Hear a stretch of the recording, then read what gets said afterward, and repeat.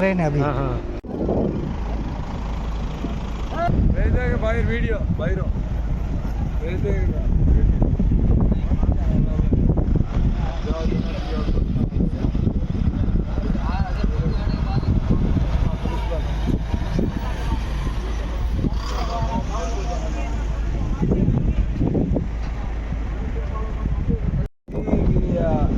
टाटा का यूनिट है CD video, जहाँ से माननीय प्रधानमंत्री आने वाले थे, उसी में कोई सेंज और फटने से आग लग गई, जिसके कारण काफ़ी नुकसान हुआ उस यूनिट में, जिस यूनिट का आज शुभारंभ होने वाला था। अच्छा, उसी यूनिट में लगी। अच्छा, फिर आपको क्या अंदर से बाहर निकाला गया क्या? बाहर किसी को नहीं निकाला गया, जो जहाँ थे उसको सुरक्षित स्थान पर रखा गया, और जो अग्निशमन की जितनी भी यहाँ गाड़ियाँ थी वो सब आग बुझाने में लगी हुई, पास में किसी को नहीं जाना। कोई जनानी हुई? कोई जनानी नहीं हुई, सिर्फ CD वीडियो यूनिट में जो नुकसान हुआ वो हुआ, बाकी कोई जनानी। अब क्या स्थिति अंदर की? अब आग पे काबू पा लिया है पूरी तरह, अब तो सामान्य स्थिति। क्या कुछ होता है?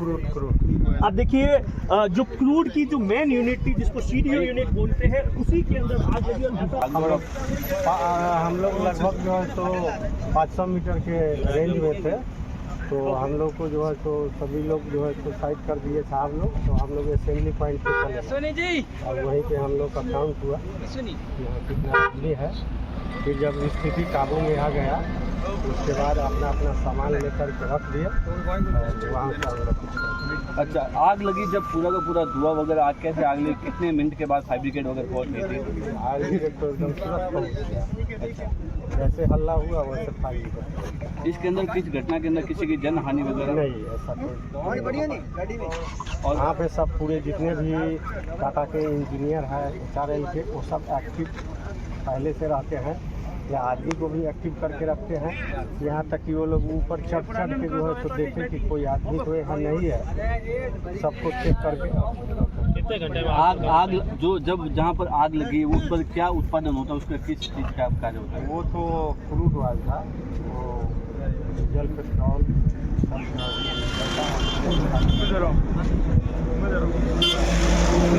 ये देख सकते हैं, यही है जो उन्होंने प्रत्येक करते उन्होंने बताया कि हम कार्य कर रहे थे, कार्य करने के दौरान अचानक देश के प्रधानमंत्री जी यहाँ पधार रहे हैं, और उनके आने से ठीक एक दिन पहले इस तरीके का बड़ा हादसा होना बड़ी घटना है, और इसके पीछे कहीं न कहीं अधिकारियों की कोई लापरवाही रही है। और मुझे तो ऐसा लग रहा है कि जो कंपनी जिसने काम किया है वो सक्षम कंपनियां नहीं थी, और अनुभवहीन कंपनियों ने यहाँ काम किया है। दूसरा, थर्ड पार्टी इंस्पेक्शन भी हुआ है, रिफाइनरी भी चलाने योग्य है नहीं है, तो उस इंस्पेक्शन जिस भी एजेंसी ने किया है उन्होंने ठीक ढंग से नहीं किया, और कुल मिला के आनंद फानंद में, हड़बड़ाहट में, जल्दबाजी में ये काम किया, जिस वजह से ये बड़ा हादसा हुआ है।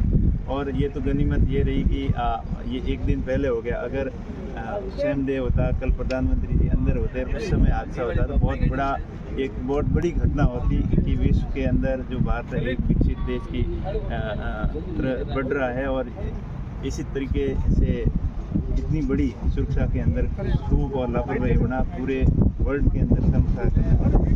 आप क्या मानते हैं कि इतने बड़े घटनाक्रम पर क्या जवाबदेही होनी चाहिए? बिल्कुल जवाबदेही तय होनी चाहिए, जिनकी लापरवाही रही है उनके खिलाफ कार्रवाई होनी चाहिए। जिन कंपनी ने सर्टिफाइड किया, इनको सर्टिफिकेट दिया है कि ये चलने लायक है, और इसको जो जांच एजेंसी जिन्होंने सर्टिफाइड किया है कि ये रिफाइनरी के अंदर अभी कोई किसी भी प्रकार की चूक नहीं है, इसको अपन मूव कर सकते हैं, चला सकते हैं, तो उस एजेंसी की सबसे बड़ी गलती रही है। और मुझे तो ये लग रहा है कि शुरू से ही जल्दबाजी लग रही थी कि रिफाइनरी कई डेटा भी एक्सटेंशन हुई, पहले फरवरी के अंदर टाइल्स का इनॉग्रेशन करने वाले थे, उस मेन यूनिट के अंदर आग लग गई, तो ये बहुत बड़ी घटना है। इसके अंदर कहीं न कहीं सुरक्षा के अंदर चूक हुई है और निंदनीय है, और बड़ी शर्मनाक घटना है। कितनी बड़ी लापरवाही है ये? बहुत बड़ी लापरवाही है। इन्होंने ठीक ढंग से, अधिकारियों ने इसकी जांच नहीं किया, और जो कंपनी को काम दिया है जिसने काम प्रॉपर ढंग से नहीं किया। और दूसरी बात है, ये रिफाइनरी को चालू करने के लिए जो इनिशियल स्टेज की परमिशन होती है, इसको चालू करने के लिए थर्ड पार्टी इंस्पेक्शन से लेकर आखिर इसकी कंप्लीशन सर्टिफिकेट की अभी इस रिफाइनरी को हम चला रहे हैं, तो उस एजेंसी की भी कहीं न कहीं बड़ी गलती रही होगी कि उसने ठीक ढंग से इसको चेक नहीं किया। जो मेन यूनिट है, एक्सचेंजर है, उसके अंदर आग लगी है और आग लगने से बहुत बड़ी क्षति हुई है। फिर भी अधिकारियों की सतर्कता की वजह से आग पे काबू पा लिया गया है, लेकिन ये घटना थी, ये बहुत ही बड़ी घटना थी। आप स्थानीय सांसद हैं, आपने जानने की कोशिश नहीं की यहाँ के अधिकारियों से या फिर जो पेट्रोकेमिकल से रिफाइनरी से जुड़े हुए जो HRL हो या फिर HPCL के अधिकारी हैं, उनसे बात करने की कोशिश नहीं? बात करने की कोशिश की है। वो बता रहे हैं कि हम पता कर रहे हैं घटना किस वजह से हुई, क्या कारण थे, उसका तो विस्तृत जांच करेंगे तब पता चलेगा। लेकिन मेन दिक्कत यही है कि ये घटना इस वक्त पे क्यों हुई, जब देश के प्रधानमंत्री आ रहे हैं, उनके लिए भी सुरक्षित जगह नहीं है। तो ये प्रधानमंत्री जी की सुरक्षा के साथ में बड़ी चूक हुई है, बड़ी खिलवाड़ हुई है, और इनके जो भी इस घटना के दोषी हैं उनके खिलाफ सख्त कार्रवाई करनी चाहिए और इस घटना की उस स्तरीय जांच करनी चाहिए कि किन आखिर जो एजेंसी जो सर्टिफिकेट देती है कि रिफाइनरी अब चलने लायक है, चल सकती है, उसने क्या जांचा, क्या परखा, इक्विपमेंटों की सही ढंग से इन्होंने जांच नहीं की, सही ढंग से परख नहीं की, ताकि वो कैपेसिटी के बियॉन्ड जाकर कैसे फट गया, कैसे आग लगी। तो ये सारी विस्तृत जांच होगी तभी पता चलेगा, लेकिन इनिशियल स्टेज पे बहुत बड़ी चूक हुई है ये दिया गया। इसकी वजह से रिफाइनरी का काम डिले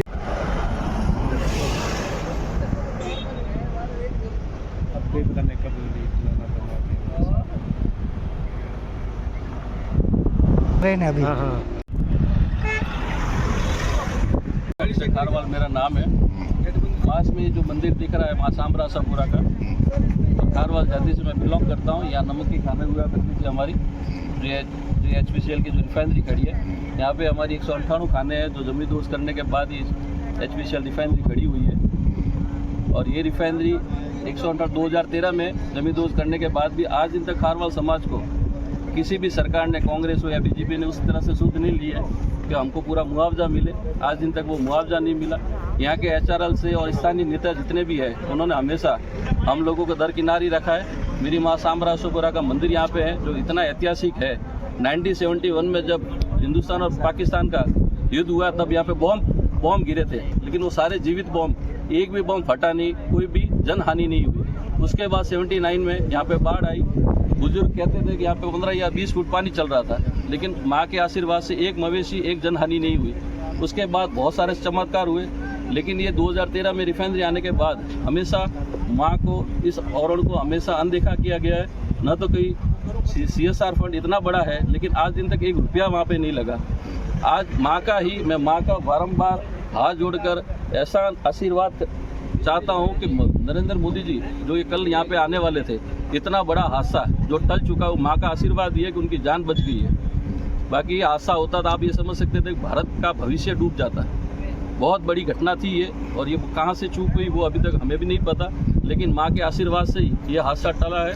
मैं तो बारंबार सभी नेताओं से यही गुजारिश करना चाहता हूँ, HRL वाले जितने भी है, जितने भी पदाधिकारी है, जितने भी स्थानीय नेता है, कि पहले माँ के धूप लगाए, माँ के मंदिर पधारे, आप माँ को मनाओ और माँ का आशीर्वाद आप रखो, तो ऐसे हादसे कभी नहीं होंगे। और जिंदगी में आप क्या मानते, कोई लापरवाही रही है? हो सकती है लापरवाही, वो तो अब SOG और जो भी अंदर जो टीम है वो उनको पता, ये तो बड़ा मैटर है, अंदर क्या हुआ, क्या चीज़ें, वो मैं आप उसके बारे में तो नहीं बता सकता, लेकिन चूक बहुत बड़ी थी। आज भारत के प्रधानमंत्री साहब अगर इस चूक से कल ये होता तो क्या करते, क्या होता, ये तो हम भी समझ सकते हैं, लेकिन चूक तो हुई होगी तब इतना बड़ा हादसा हुआ। अनुमानित कितना नुकसान हुआ होगा, लेकिन अगर कल ये चीज़ हो जाती तो हम क्या करते, आज हमारा नाम क्या खराब होता। ये तो हमारे पूरे राजस्थान का नाम नहीं, पूरे भारत का नाम खराब होता है। ये चूक तो बहुत बड़ी चूक है, कोई छोटी चूक तो है नहीं। तो कितना पुराना इतिहास है इस मंदिर का, आप बड़े हुए तो क्या क्या सुना है इस मंदिर? मेरी एज 43 है, और ये मंदिर तो हम लोग पिछले हमारे बुजुर्गों से सुन रहे 600 वर्ष से अधिक पुराना है। 600 वर्ष से यहाँ पे नमक उत्पादन का कार्य चल रहा है। उसके बाद अंग्रेज भी आए, मुगल भी आए, लेकिन इस धरती को लोग बंजर बोलते, काला पानी की सजा बोलते, लेकिन कहा जाता है कि खुदाई में ये प्रतिमाएं निकली थी माता जी की। हाँ, ये हमारे गंजो जी चौहान है, जिनको माँ सपने में आए, वो मेवाड़ से थे, बिलोंग करते थे, तो उनको सपने में आए कि यहाँ पे मैं हूँ, और यहाँ से जब उन्होंने खुदाई की तब वो प्रकट हुए।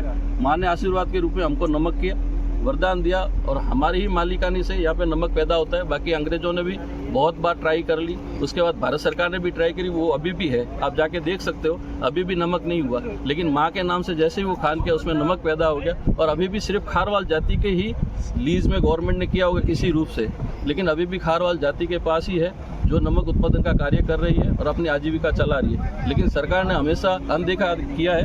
ये वो हमारे साथ तो पूर्ण तरह से हमारे साथ एक विश्वासघात भी है। भारत के विकास के लिए हमने इतनी बड़ी रिफाइनरी, हमारी ज़मीन को 600 साल उसके साथ इमोशन जुड़े हुए हैं हमारे। लोग अगर घर में 5 साल रहते हैं तो वो आदमी ये सोचता है कि मेरा घर हर कोने को जानते हैं, लेकिन 600 साल से हमारे सारे पूर्वज, जो हमारी कितनी पीढ़ियाँ निकल गई होगी, उन्होंने किस तरह से इसको खींचा होगा।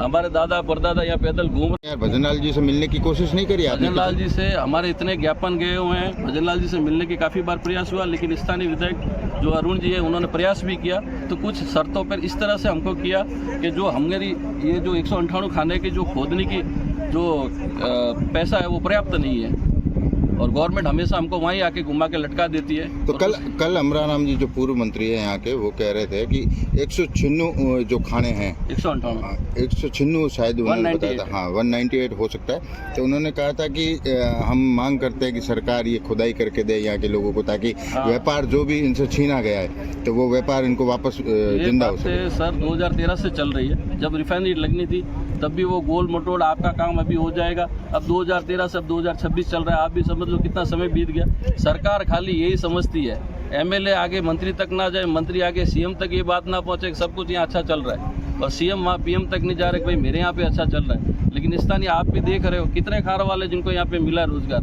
यहाँ पे CSR फंड के नाम से 0 रुपया पचपदरा में भी नहीं लगा, ना मंदिर पे लगा, आप भी जाके देख सकते हो। तो ये तो हमारे साथ देखी नहीं, अनदेखी और अत्याचार भी है एक तरह से। हम तो प्रधानमंत्री जी के पास हमारी अगर बात पहुंची तो वहाँ मुझे तो विश्वास है कि वो 100% काम होगा।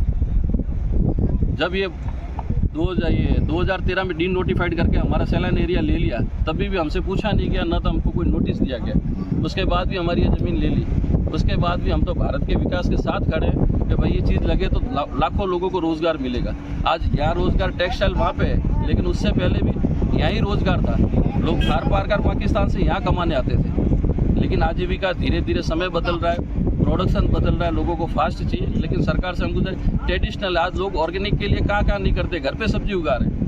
लेकिन ये नमक भी ऑर्गेनिक है, यहाँ पे कोई समुद्र जैसा गंदा पानी नहीं है, ना कोई गलत चीज़ है, ना कोई केमिकल का है। कहते हैं कि यहाँ का जो नमक है वो काफ़ी शुद्ध क्वालिटी का, यहाँ का जो नमक है 98% है, जिसमें उसकी सारी गुणवत्ता है। आप कभी खाओगे तो उसको बीपी नहीं हो सकती। लगभग हमारे किसी बुजुर्गों को ये कोई प्रॉब्लम नहीं हुई। और आसपास के क्षेत्र पहले कहाँ टाटा था ही नहीं, पहले यहाँ से तो सारा नमक विदेश भी जाता था। रानी एलिजाबेथ हमारा नमक खाती थी। अब उसके बाद जैसे जैसे समय परिवर्तन हुआ, लोग अब घर पे इतना नहीं समझते, लेकिन ऑर्गेनिक किसी को नमक खाना चाहिए तो पचपदरा सांबरा का ही नमक खाना चाहिए, जो 1 साल में पकता है। समुद्र का मैं ये इस दुर्घटना के समय अंदर ही था, उसमें एक जो यूनिट कल प्रधानमंत्री जी उद्घाटन कर रहे थे उसमें आग लगी है।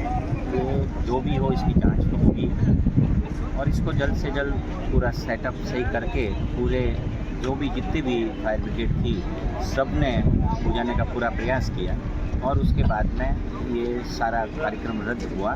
तो अब जल्द से जल्द प्रधानमंत्री जी वापस इसी क्षेत्र में पधार कर ये जो बड़ी सौगात है इस क्षेत्र की, पश्चिमी राजस्थान भारत के लिए सबसे बड़ी विकासित देश है, विकसित देश है। जो ऐसे एकदम अचानक आग लगना, ऐसा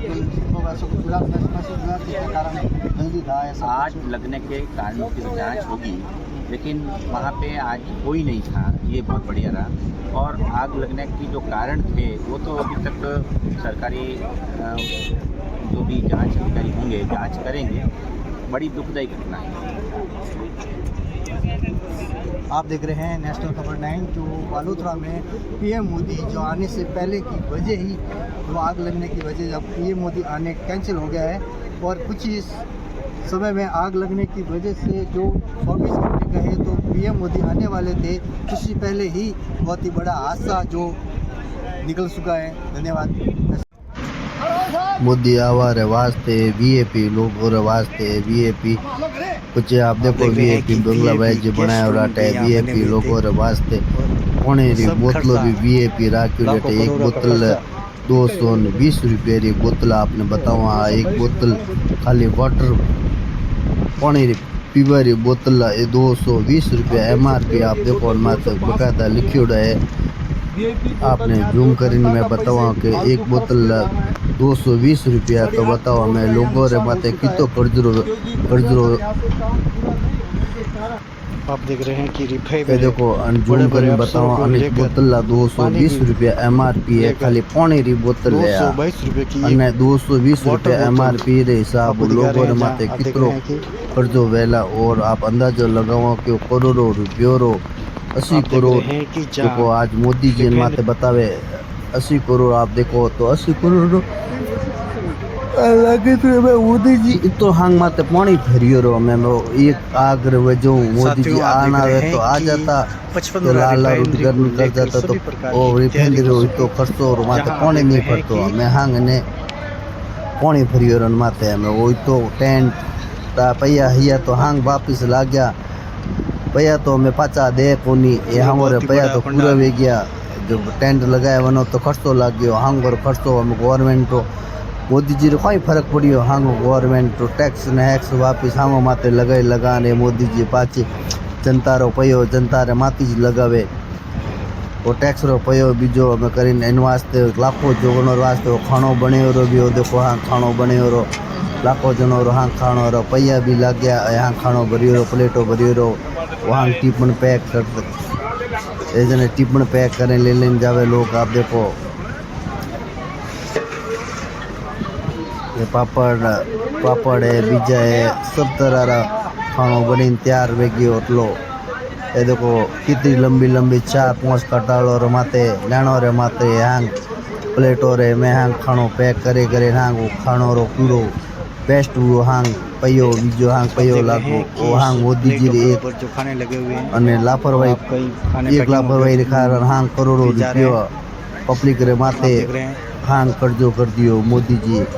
अन वास्ते कहूँ के सोच समझीने काम करे तो उतरो।